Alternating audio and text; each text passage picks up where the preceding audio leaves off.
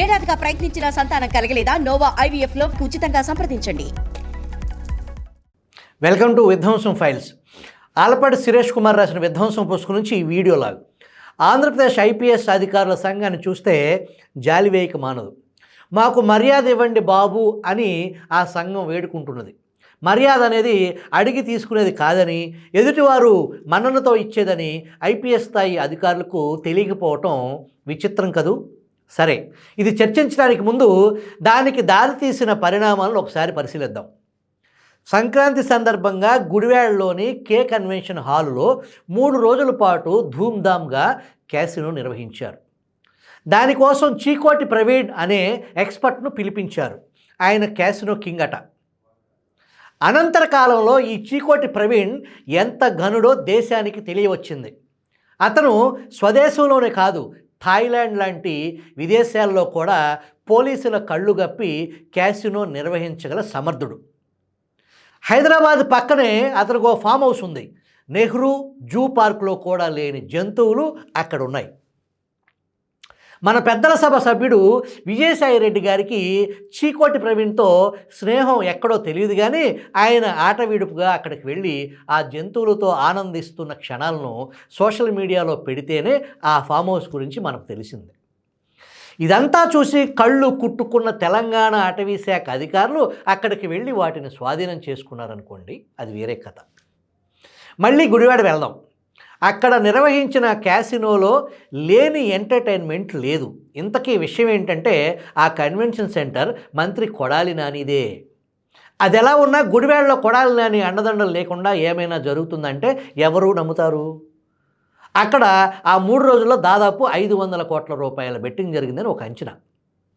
TDP నేతలు దీనిపై enforcement డైరెక్టరేట్కు కూడా ఫిర్యాదు చేశారు.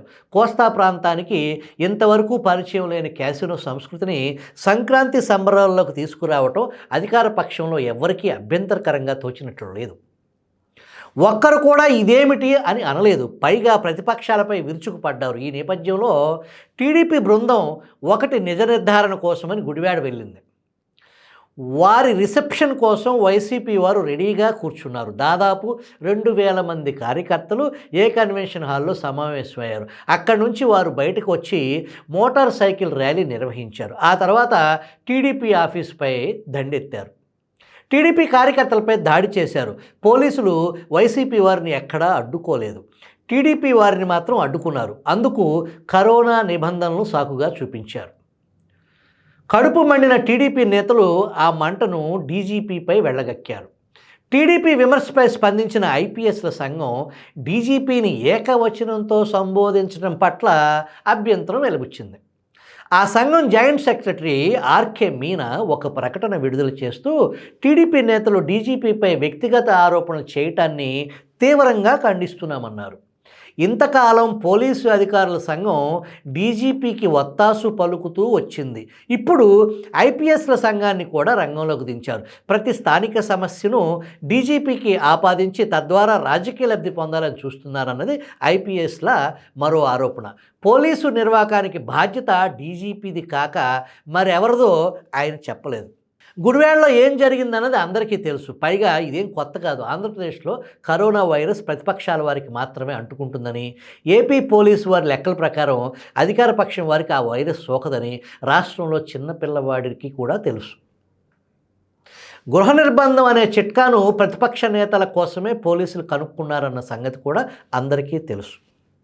ఇక నిరసనలు తెలిపే హక్కు వైసీపీకే ప్రత్యేకమన్న నిబంధనను డీజీపీ గౌతమ్ సవాంగ్ స్వయంగా అమలు చేసి చూపారు. ఆనాడు టీడీపీ నేతలకు కడుపు మండిందంటే మండదు, ప్రతిపక్ష నేతలను వేధించేందుకు పెడుతున్న పెద్ద పెద్ద కేసుల సంగతి జోలికి వెళ్ళక్కర్లేదు. కానీ నిరసనకు, ఆందోళనకు, ఆఖరికి కదలికలకు కూడా పోలీసు ఆంక్షలు అడ్డం వస్తే ఎలా? ప్రజాస్వామ్యంలో రూల్ ఆఫ్ లా అనేది ఒకటి ఉంటుందని, అది అందరికీ సమానంగా వర్తిస్తుందని IPSలకు తెలుసా లేదా అన్న అనుమానం కలిగేలా వారు వ్యవహరించడం సామాన్య ప్రజలను కూడా ఆశ్చర్యం కలిగిస్తుంది. డీజీపీని నిందించి రాజకీయ లబ్ధి పొందేందుకు ప్రతిపక్షాలు ప్రయత్నిస్తున్నాయని మీనా అన్నారు. ఇదెక్కడ విడ్డూరం? ప్రతిపక్షాల విమర్శ డీజీపీ అధికార పక్షం కొమ్ము కాస్తున్నారని. అది వ్యక్తిగత నింద ఎలా అయింది? డీజీపీ పనితీరుపై కామెంట్ అది. గౌతమ్ సవాంగ్ విధి నిర్వహణను హైకోర్టు తప్పుపట్టిందని 2 సార్లు ఆయన స్వయంగా వెళ్ళి వివరణ ఇచ్చుకోవాల్సి వచ్చిందని ఈ సంఘానికి గుర్తున్నట్టు లేదు. ఇంత తరచుగా ప్రతిపక్షం డీజీపీపై కామెంట్ ఎందుకు చేయవలసి వస్తుంది? ఆ ఆత్మ పరిశీలన బదులు ప్రతిపక్ష నేతలపై కేసులు పెడతామని ఐపీఎస్ల సంఘం బెదిరించింది. ఇలాంటి అధికారుల నుంచి రూల్ ఆఫ్ లా అమలును ఆశించటమే పొరపాటేమో. ఏమని కేసు పెడతారు? మా డీజీపీపై ఏకవచన ప్రయోగం చేశారని కేసు పెడతారా? చేతగాని డీజీపీ అన్నారని కేసు పెడతారా? ఏకవచన ప్రయోగం నేరం అనుకుంటున్నారా ఏంటి కొంపదీసి? ఏకవచన ప్రయోగం అవతలి వారి సంస్కారానికి సంబంధించిన విషయం. నేను ముందే చెప్పాను చూడండి. మర్యాద అనేది డిమాండ్ చేసి తీసుకునేది కాదు, దానిని సంపాదించుకోవాలి.